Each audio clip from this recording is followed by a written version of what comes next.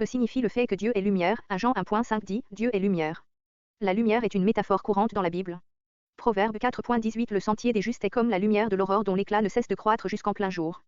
Compare la justice à la lumière de l'aube. Philippiens 2.15 compare les enfants de Dieu, irréprochables et purs, à des étoiles qui brillent dans le ciel. Jésus s'est servi de la lumière comme d'une image des bonnes œuvres, que, de la même manière, votre lumière brille devant les hommes afin qu'ils voient votre belle manière d'agir et qu'ainsi ils célèbrent la gloire de votre Père céleste. Matthieu 5.16 C'est ainsi que votre lumière doit briller devant tous les hommes, pour qu'ils voient le bien que vous faites et qu'ils en attribuent la gloire à votre Père céleste. Psaume 76.5 Tu es resplendissant. Plus éclatant que les monts éternels. S'écrit envers Dieu, ô Dieu, comme tu es éclatant de lumière, Bible en français courant. Le fait que Dieu est lumière établit un contraste naturel avec les ténèbres. Si la lumière est une métaphore de la justice et de la bonté, les ténèbres représentent le mal et le péché. 1 Jean 1.6 dit, si nous disons que nous sommes en communion avec lui tout en marchant dans les ténèbres, nous mentons et nous ne mettons pas la vérité en pratique. Le verset 5 dit, Dieu est lumière et il n'y a pas de ténèbres en lui. À noter que le texte ne dit pas que Dieu est une lumière, mais qu'il est lumière. La lumière fait partie de son essence, de même que l'amour. 1 Jean 4.8 Qui n'aime pas n'a pas connu Dieu, car Dieu est amour. Le message est que Dieu est totalement, entièrement et absolument saint, sans soupçon de péché, d'iniquité ou d'injustice. Si nous n'avons pas la lumière, nous ne connaissons pas Dieu. Ceux qui connaissent Dieu et marchent avec lui, appartiennent à la lumière et marchent dans la lumière, participent à la nature divine, ayant fouillé la corruption qui existe dans le monde par la convoitise. 2 Pierre 1.4 Dieu est lumière, de même que son Fils. Jésus a dit, je suis la lumière du monde. Celui qui me suit ne marchera pas dans les ténèbres, mais il aura au contraire la lumière de la vie. Jean 8.12 Marcher, c'est progresser.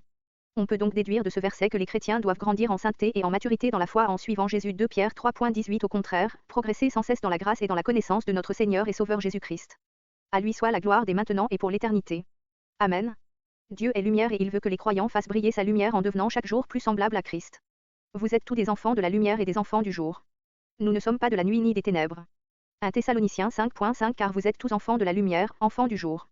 Nous n'appartenons ni à la nuit ni aux ténèbres. Dieu est le créateur de la lumière physique et c'est lui qui donne la lumière spirituelle par laquelle nous discernons la vérité. Cette lumière expose ce qui est caché dans les ténèbres et nous montre les choses telles qu'elles sont réellement.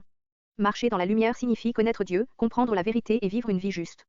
Les croyants en Christ doivent confesser toute trace de ténèbres en eux, leurs péchés et leurs transgressions, et laisser Dieu faire briller sa lumière en eux. Les chrétiens ne peuvent rester assis sans rien faire à regarder les autres continuer d'errer dans les ténèbres du péché, sachant qu'ils sont destinés à la séparation éternelle avec Dieu. La lumière du monde veut chasser les ténèbres et faire briller sa sagesse partout. Isaïe 9.2 Ô Éternel. Tu fais abonder l'allégresse, tu fais jaillir une très grande joie et l'on se réjouit devant toi. Tout comme au temps de la moisson, ou comme on crie de joie. Lors du partage d'un butin. Habakkuk 2.14 Car la terre sera remplie de connaissances. De la gloire de l'Éternel comme les eaux recouvrent. Le fond d'émergent 1.9 Celle-ci était la véritable lumière, celle qui, en venant dans le monde, éclaire tout être humain en portant au monde la lumière de l'Évangile. Nous sommes bien obligés de révéler des choses que les gens préféreraient garder cachées. La lumière rend mal à l'aise ceux qui sont habitués aux ténèbres. Jean 3.20 En effet, celui qui fait le mal déteste la lumière, il se garde bien de venir à la lumière de peur que ses actes soient révélés. Jésus, le Fils parfait de Dieu, est la vraie lumière. Jean 1.9 Celle-ci était la véritable lumière, celle qui, en venant dans le monde, éclaire tout être humain. En tant qu'enfants adoptifs de Dieu, nous devons refléter sa lumière à un monde plongé dans les ténèbres à cause du péché.